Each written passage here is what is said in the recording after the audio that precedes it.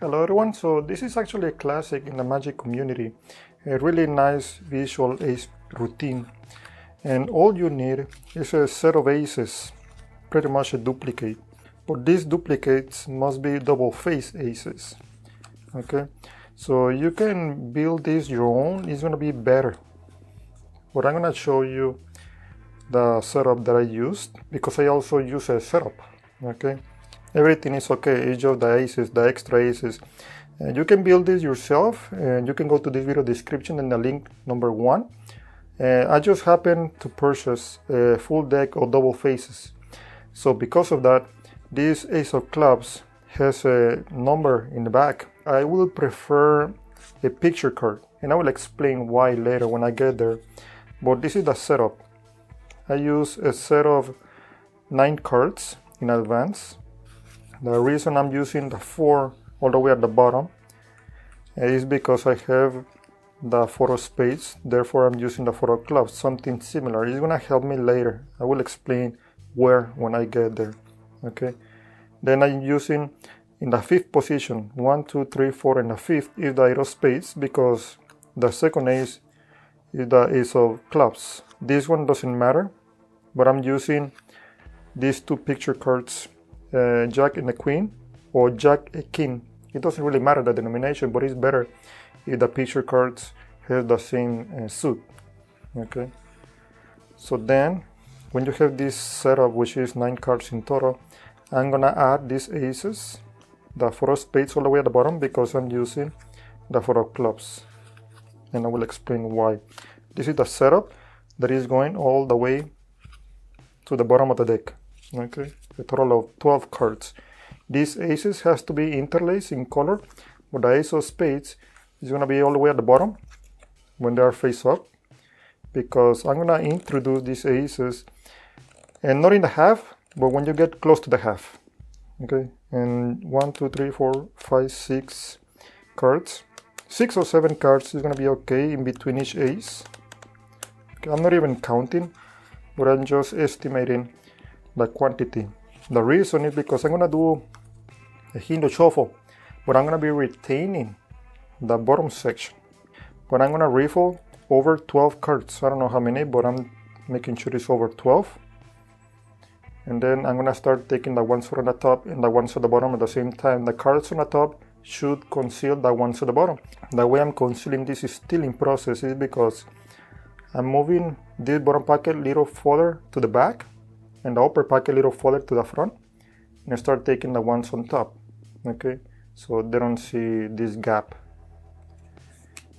okay? So that's how you shuffle the whole deck. So not only I'm keeping the sequence of 12 cards at the bottom, I'm also reversing the sequence of the aces, because now I have the ace of spades all the way on top, which is the first ace, the one I need to put face down. And this is just an excuse so I can show the aces at the back of the aces, okay? And it has to be interlaced in colors, okay? So at this point, I'm taking my setup of 12 cards one at a time. 1, 2, 3, 4, 5, 6, 7, 8, 9. When I count 9, I'm gonna keep a pinky break right over. So I can take 10, 11, and 12 with a pinky break right below the top 3 aces, which this is the aces. I'm gonna push so I can scoop these aces. Okay, square, and put the deck aside, okay, at this point. Trying to make pressure over here with the index finger so they don't see the gap. Bring the other hand and turn it over. Notice the last card they saw face up is the 4 of spades, and because I'm taking a second to put the deck out of the way, that's why now they see the 4 of clubs. I mean, I know they won't pay attention, most of the audience, but I'm trying to be a little picky on issues that you can, solve. And when I turn over 7 cards, the duplicate aces and the ruler aces. Okay, 7 cards, and put them right there. I try not to put them all the way to the front yet, because I'm gonna need an extra second. And because I'm putting the aces like this, the ace of spades, which is the last ace, I cannot just leave it like that because I'm gonna flash this one. So I'm just gonna turn my wrist over and then turn the deck or the little packet over as well, in the process of fixing these ones. That's why I didn't put it all the way in the front. So when I'm putting the aces all the way to the front, I'm also buckling over here in the front as well with my index finger, so I can count 3 cards, okay? By doing a little move over here in the front with my index, I can see on my own perspective I'm doing a pinky break right over the bottom 3 aces. Let me show you a variation. You can simply do this at this point, put 3 cards, and just show these 3. You don't need to show these ones anymore. There is no point. Mainly because they already know they're all different. And second is because I cannot show these last 3 cards that I'm placing on top of this ace. Okay. So what I did in the performance was a little variation that I came across, which that's why I was doing a buckle over here so I can do a pinky break. Now you have issues doing the pinky break using the buckle with the index finger. You can just simply use both hands and count 1, 2, and 3. But keeping both hands in this little stack, it may look suspicious for too long. If you want to talk to the audience and say something about the aces, then just do something casual. If you decide to do the buckle as I did it in the performance, I'm going to transfer this pinky break to the thumb break on my other hand. But when you do a thumb break, it is really easy to flash over here. So with the base of my thumb, I'm gonna push this corner, okay? Okay. So it doesn't matter if you flash over here on this side because this hand is gonna cover that discrepancy. But you have to push this little corner. It doesn't matter the one in the front, just push the one in the back. Okay, before you take away this hand. So now I'm gonna take the top 3 cards, 1, 2, and 3. And then you can drop these 3 aces on top, turn over 6 cards in total, and show 1, 2, and 3. And now you can put the aces, which this is the aces, over here. Then turn the deck over and then start spreading single packets. But let me explain some of the issues that I was coming across. And I don't like the fact that I was taking 1, 2, 3 and then bringing the stack for 4th time at the bottom so I can flip it over. It may not look too suspicious. If there is another way around, then let's do it. So I came across this other variation. After you keep the pinky break right over there on top of the 3 bottom aces, push. I take 1, 2, and then I'm gonna drop the aces on top of these 2. At the same time, I'm taking the last and the 3rd card. When I turn it over, I'm making sure this little stack is over my thumb so I can transfer the break from this hand to the pinky break of this other hand. Okay. So I have 3 aces in the middle of this stack of 3 in different cards. So at this point I need to take bottom and top. Okay. Because this is a huge stack of 4 cards, what I'm going to do, I'm gonna keep moving my hand. I try not to stop and show it like this. I'm doing a constant motion pattern, which is this. I try not to stop. So now I have the aces on top.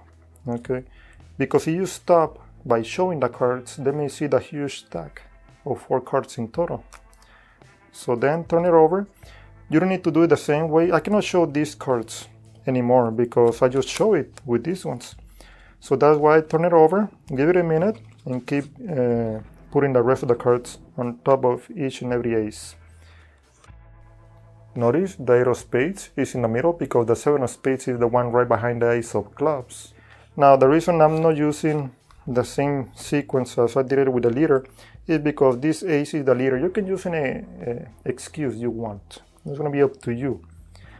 But these 2 picture cards, which I already mentioned in the beginning of this setup, are going to be on top. Okay, in case you have the 9 or whatever card, in different card you have on top, make sure the picture cards are going to be there first. Then proceed to the routine. Finally, the ace of hearts, I'm taking the top 2 cards and moving to the bottom. Now the reason I don't do the same thing as most magicians do, which is placing the card in the middle, is because that's kind of, well, it's not obvious. At least the audience already know it's going to be in the center. But that's how I figured it out. The Elmsley count back then in the 90s when I look at this magician and then I record it and watch it over and over. And I figured out the Elmsley count because I already know how many cards they have. So I'm just taking 2 cards from the top to the bottom. Not a big deal, doesn't matter. That's going to be up to you. And then I do the Elmsley count, okay? The last card I'm going to place it over here. And with the Elmsley count, as I already explained, if you want to know the way I did the Elmsley count, just go to the video description. But as I already explained in the Elmsley count tutorial, when you finish the Elmsley count, the card that you're hiding from the 3rd position is going to end up all the way at the bottom, on the 4th position. And because it's all the way at the bottom, now I'm going to do the Rumba count. I also have a tutorial for the Rumba count, just go to the video description. Okay. So the aces are going to end up 2nd from the top. So show the bottom. And then from here, this is an issue. That's why I told you to use a picture card instead of a number card, because the picture card, I'm using something similar to the 70, which is the 8. And because of this, I'm making sure this ace of clubs is pointing toward the spectator. So turn the deck over and make sure they don't see this in different card by covering. Okay, then do a double lift. So when I do the double lift, I'm flashing the 8. When I take it away, I have the 7 because this is the ace. So when I take it away, I'm trying to conceal the number over here with my thumb and the number over here with a card. I just rub it. And if you have a picture card, it's much better so you don't have to deal with these discrepancies, with the absence. Because if I have this all the way and I turn it over, they see the 8. When I take it away, they can see the absence of the spade over here. That's why better you have a picture card. If you're gonna build these double face aces, it's better that you add a picture card instead of number card. Okay, at least on the 2nd ace. So anyway, just rub it, put it over there. When I put it over there, notice I turn both cards at the same time, the stack and the single card. Then the Rumba count, because this is the ace, and a single, and a single. Okay, and that's it. Now the next one, I can also do this as I did with this ace, but I tried to keep it different. Okay, so this time I'm gonna cover the value over here, well, at least they can see it is a diamond. But for others not to see this one, the queen, I'm just gonna keep my hand in motion. Okay, so you don't see it was a queen, because when I take this ace, I'm gonna do a double lift, and they can see the jack. So at least that's why the audience, they don't perceive which card is this one. They probably confuse the queen with a jack. Then I'm gonna do a double lift. This is a different double lift. It's not just like this one. I'm doing a double lift from the long side, a Gordon double lift. Okay. And then I'm gonna place these two cards, this one, the ace and the king, in the middle of these two. Okay. So you have to be careful. I showed the ace.